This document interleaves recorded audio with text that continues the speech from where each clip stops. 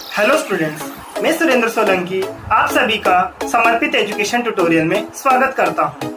आज के इस वीडियो में हम देखने वाले हैं पार्ट 2 चैप्टर 2 का, that is electrostatic potential and capacitance. आज के इस वीडियो में हम देखेंगे जो हमने पिछले वीडियो में देखा था इलेक्ट्रोस्टैटिक पोटेंशियल एनर्जी, उसी के कुछ इंपॉर्टेंट पॉइंट्स है, बुलेट पॉइंट्स जो कि आपको एग्जाम पॉइंट ऑफ व्यू से ध्यान में रखने हैं। इसके अलावा अपन जानेंगे इलेक्ट्रोस्टैटिक पोटेंशियल को, ठीक है, एनर्जी नहीं, इलेक्ट्रोस्टैटिक पोटेंशियल को पूरे डिटेल में। देन इसके बाद जानेंगे कि जो टाइप्स ऑफ पोटेंशियल होते हैं वो क्या होते हैं। तो इन सारे कॉन्सेप्ट्स को अच्छे से समझने के लिए वीडियो को एंड तक देखिएगा ताकि आप अच्छे से समझ सकें। और इसके अलावा अगर आपको मेरा वीडियो अच्छा लगे तो आप इसे लाइक जरूर करें, फ्रेंड्स के साथ में शेयर करें, चैनल को सब्सक्राइब करें और बेल आइकन को प्रेस करना ना भूलें ताकि मेरे वीडियोस की जो भी लेटेस्ट नोटिफिकेशन हो वो आप तक सबसे पहले पहुंचे। और अगर आप पुराने वीडियोस देखना चाहते हैं या चैप्टर 1 पढ़ना चाहते हैं तो उसकी लिंक डिस्क्रिप्शन में दी हुई है, या आप सीधे YouTube पे जाके समर्पित एजुकेशन ट्यूटोरियल चैनल सर्च करें, वहां पर प्लेलिस्ट सेपरेट बनी हुई है, वहां से आप वीडियोस को देख सकते हैं।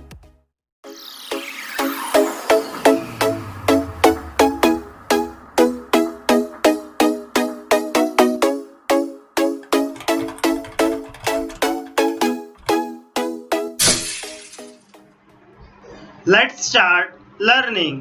आज हम पार्ट 2 देखेंगे चैप्टर 2 का, that is electrostatic potential and capacitance.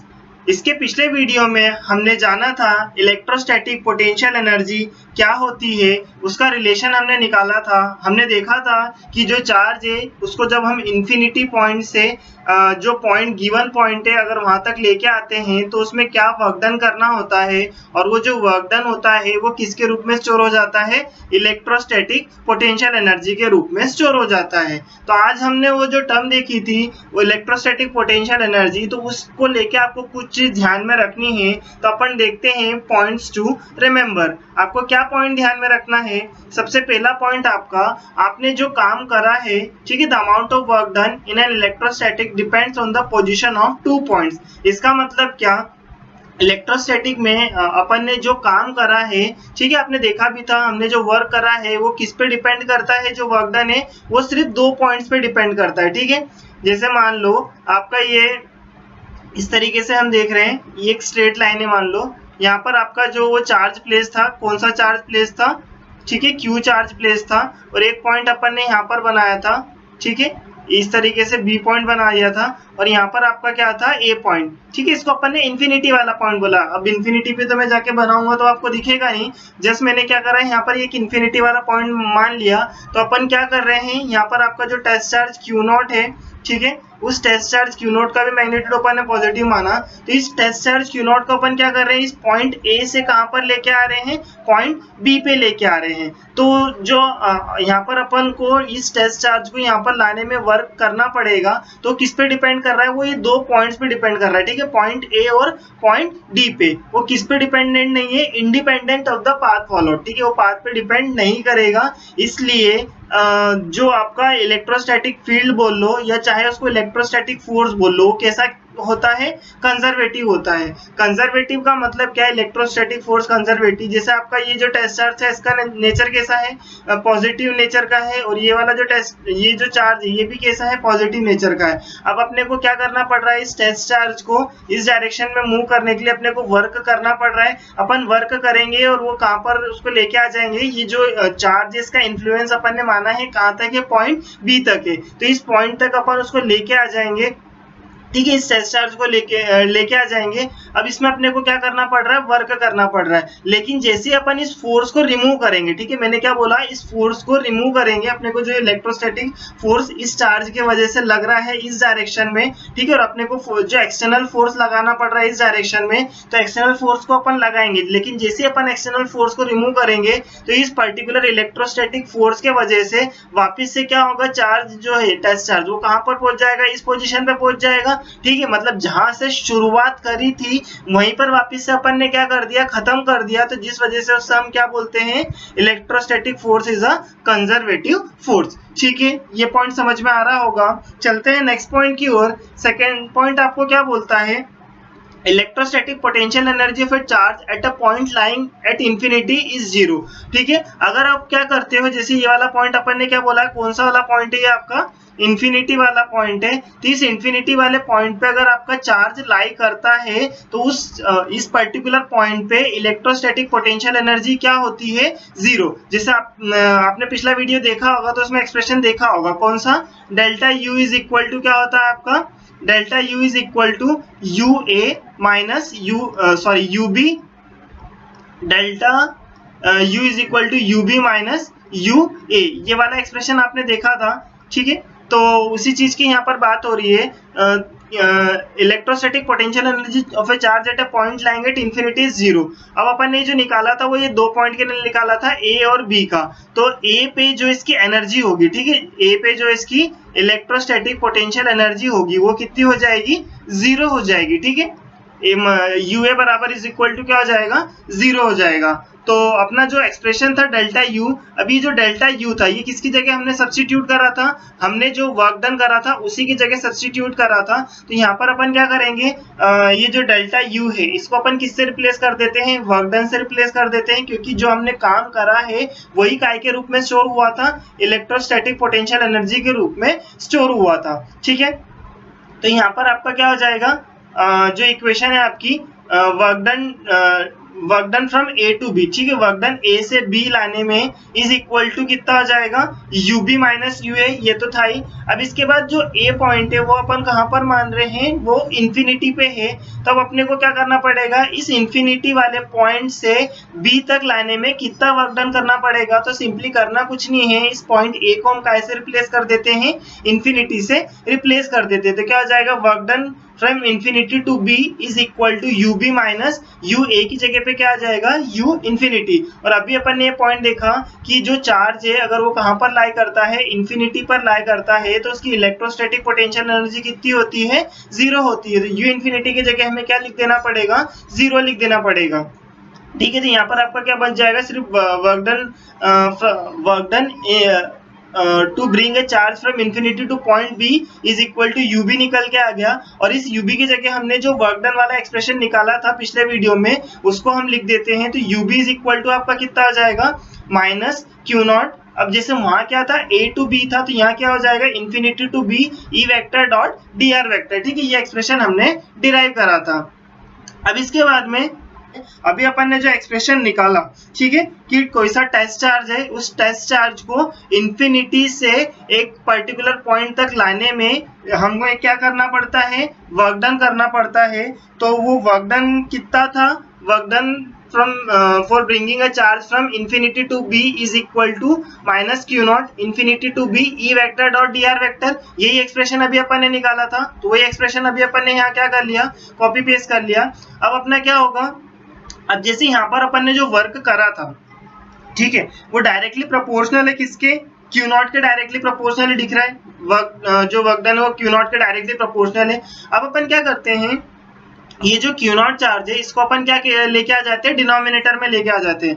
ठीक है, तो डिनोमिनेटर में लाने के बाद एक्सप्रेशन किस तरीके से बन जाएगा, कुछ इसी तरीके से बन जाएगा, minus infinity to B E vector dot D R vector. अब ये जो पूरा एक्सप्रेशन है work done upon Q naught, ये किस पे डिपेंड कर रहा है, ये क्यू नॉट पे तो करेगा नहीं, क्योंकि मैं पूरे एक्सप्रेशन की बात कर रहा हूँ। तो ये पूरा एक्सप्रेशन किस पे डिपेंड कर रहा है, ई वेक्टर पे डिपेंड कर रहा है, मतलब डायरेक्टली प्रोपोर्शनल है किसके, इलेक्ट्रिक फील्ड के डायरेक्टली प्रोपोर्शनल है। तो यहाँ पर आपका ये जो निकाला है अपन ने work done per unit charge, इसी को हम क्या बोलते हैं, ये जो नई आपकी क्वांटिटी निकल के आई है work done per unit charge, इसी को हम बोलते हैं इलेक्ट्रोस्टैटिक पोटेंशियल। ठीक है, अब यहाँ पर अपन ने जो वर्क डन करा है यूनिट चार्ज को इन्फिनिटी से पर्टिकुलर पॉइंट तक लाने में, तो ये क्या हो जाती है, जो इलेक्ट्रिक फील्ड है इसकी क्या है, ये कैरेक्टरिस्टिक है। ठीक है, मतलब उस इलेक्ट्रिक फील्ड की विशेषता को बता रहा है ये चार्ज।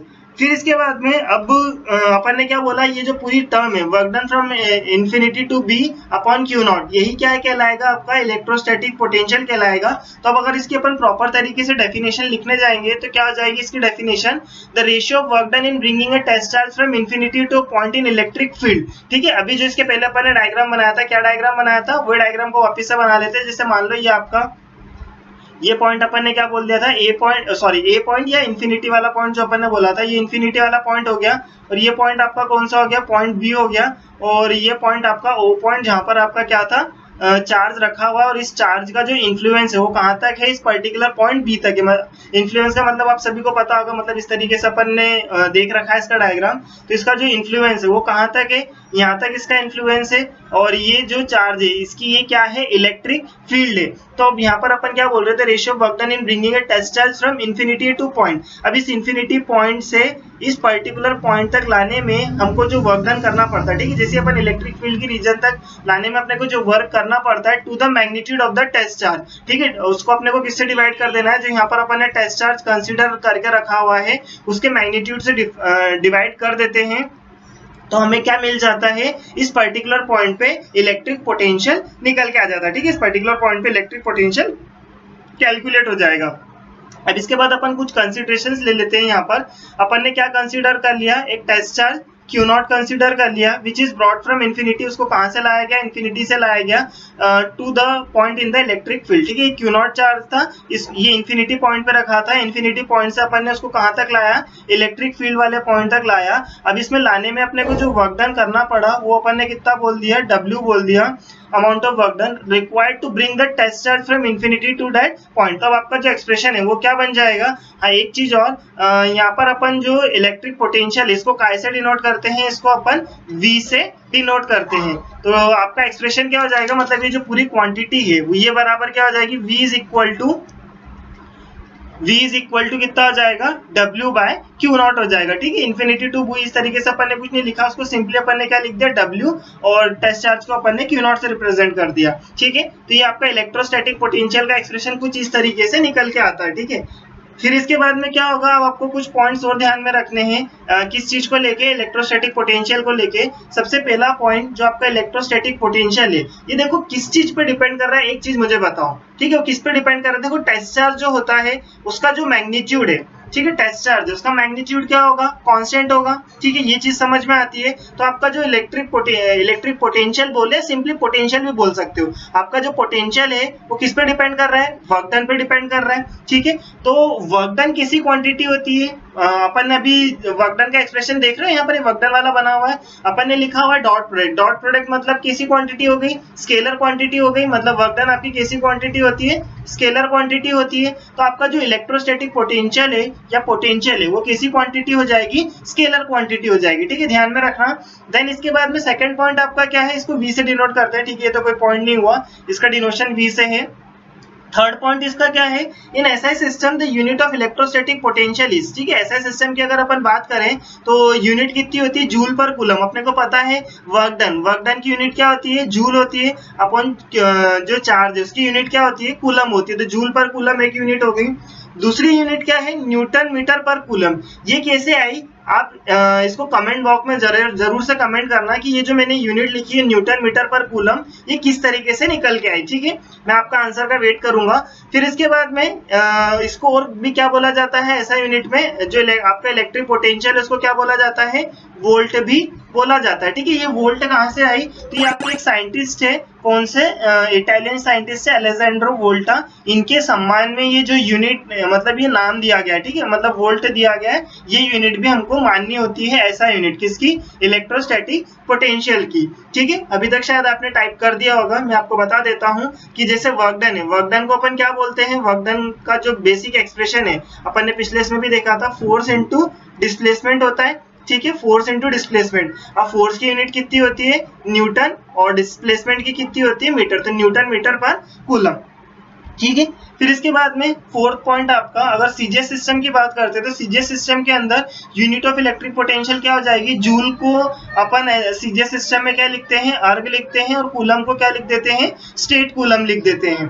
ठीक है। और वोल्ट की जगह पे क्या हो जाएगा, स्टेट वोल्ट हो जाएगा, या अपन इसको क्या बोल देते हैं, ESU भी बोल देते हैं, दैट इज इलेक्ट्रोस्टैटिक यूनिट। तो ये यूनिट काय में हो जाएगी, आपकी CGS सिस्टम के अंदर हो जाएगी। अब देखते हैं फिफ्थ पॉइंट आपका। फिफ्थ पॉइंट क्या है आपका, SI यूनिट और CGS यूनिट के बीच में रिलेशन। अब मान लो आपको SI यूनिट को कन्वर्ट करना हो काय में, CGS यूनिट को, या CGS यूनिट को कन्वर्ट करना हो काय में, SI यूनिट में, तो कितना होता है, 1 वोल्ट बराबर 1/300 स्टेट वोल्ट होता है। ठीक है। अब ये किस तरीके से आया, अपने को पता है 1 वोल्ट बराबर आपका क्या होता है, 1 जूल पर 1 कूलम होता है। ठीक है, ये अपने को पता है, दोनों ऐसा यूनिट है। 1 जूल को हम क्या लिख सकते हैं, जूल को अगर मैं CGS सिस्टम में कन्वर्ट करूं तो 1 जूल में कितने होते हैं, 10⁻7 अर्ग होते हैं। ठीक है, 1 जूल में 10⁻7 अर्ग हो गए। इसके बाद कूलम को अपने को काय में कन्वर्ट करना है, स्टेट कूलम में कन्वर्ट करना है। तो 1 कूलम बराबर आपका क्या होता है, 3 × 10⁹। ठीक है, 3 × 10⁹ कितना हो जाता है, स्टेट कूलम। तो आपका रिलेशन क्या निकल के आ जाएगा, 1 volt is equal to 1/300 statvolt निकल के आ जाएगा। ठीक है, फिर ये हुआ। इसके बाद 6 पॉइंट देखते हैं। 6 पॉइंट आपका क्या है, डायमेंशनल फॉर्मूला है। तो डायमेंशनल फॉर्मूला आप लोग मुझे कैलकुलेट करके कमेंट बॉक्स में बताओगे कि किस तरीके से ये डायमेंशनल फॉर्मूला निकल के आया। ठीक है, ml² T⁻³ और A⁻1। ठीक है, ये आपको निकाल के मुझे कमेंट बॉक्स में कमेंट करना है। बहुत ही सिंपल है, फॉर्मूले से आसानी से निकल के आ जाता है। अब इसके बाद में अपने ये चीज देखी, आगे चलते हैं। अब अपने को जो देखना है, टाइप्स ऑफ पोटेंशियल की अपन बात करेंगे। ठीक है, types of potential. Types of potential में क्या, सबसे पहला आपका पॉजिटिव पोटेंशियल। पॉजिटिव पोटेंशियल आपका किसको बोलते हैं, जैसे मान लो अपन जो सिस्टम था कुछ इसी तरीके से था, ये आपका +Q चार्ज है। ठीक है, +Q चार्ज है। इसके अलावा ये आपका अपना पॉइंट B हो गया, और ये जो चार्ज है ये O पॉइंट हो गया, और ये वाला पॉइंट को अपन क्या बोल देते हैं, A पॉइंट बोल देते हैं। और यहाँ पर आपका क्या प्लेस्ड है, टेस्ट चार्ज प्लेस्ड है Q0, जिसका भी नेचर कैसा है, पॉजिटिव नेचर का है। ठीक है, इस Q चार्ज का जो इन्फ्लुएंस है, मतलब जो इलेक्ट्रिक फील्ड वाला रीजन है, वो कहाँ तक है, इस पॉइंट B तक है। अब अपन क्या बोलते हैं, when work is done against the electric force in bringing a unit positive charge.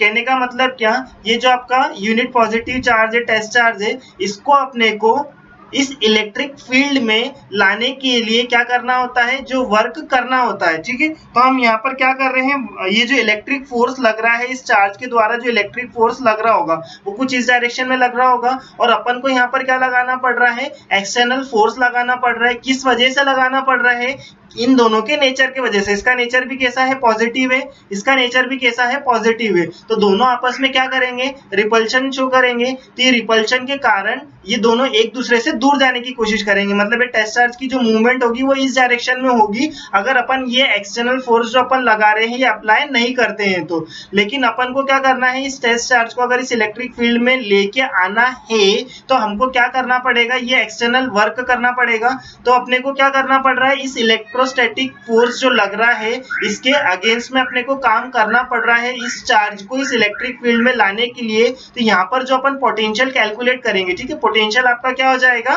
Positive potential कहलाएगा। ठीक है, फिर उसके बाद दूसरा आपका क्या है, नेगेटिव पोटेंशियल। तो नेगेटिव पोटेंशियल अपन कब बोलेंगे, जैसे मान लो ये तो आपका इसका नेचर +Q है, और इसका जो नेचर है, ठीक है, वो कैसा है आपका, मान लो नेगेटिव नेचर है, -Q। तो इस केस में भी क्या हो रहा होगा, इलेक्ट्रोस्टैटिक फोर्स लग रहा होगा किस पे, इस टेस्ट चार्ज पे। अब जब इसका नेचर अपोजिट है तो क्या यहाँ पर हमको काम करना पड़ेगा, नेचर का लॉ है, जैसे आपने मैग्नेट में भी देखा होगा। ठीक है, नॉर्थ पोल और साउथ पोल, अगर नॉर्थ पोल के बाजू में अगर अपन साउथ पोल को लाते हैं तो ऑटोमेटिकली क्या कर लेता है, अट्रैक्ट कर लेता। तो वैसे यहाँ पर भी होगा, ये जो +Q चार्ज है वो क्या कर लेगा, इस -Q चार्ज को बिना एक्सटर्नल फोर्स, हमको कुछ फोर्स नहीं लगाना पड़ेगा, तो जो वर्क डन होगा वो किसके वजह से हो जाएगा, इस इलेक्ट्रोस्टैटिक फोर्स के वजह से हो जाएगा। तो अगर अपन इस दो पॉइंट के बीच में पोटेंशियल कैलकुलेट करते हैं तो पोटेंशियल कैसा निकलेगा, आपका नेगेटिव पोटेंशियल। आज के वीडियो में इतना ही। अगर आपको आज के वीडियो में कुछ डाउट हो तो कमेंट सेक्शन में जरूर से कमेंट करें, और अगले वीडियो में हम देखने वाले हैं पोटेंशियल डिफरेंस क्या होता है। इसके अलावा किसी एक पर्टिकुलर पॉइंट पे पॉइंट चार्ज के कारण कितना पोटेंशियल होता है उसका एक्सप्रेशन अपन कैलकुलेट करेंगे। थैंक्स फॉर वॉचिंग समर्पित education tutorial. Have a good day.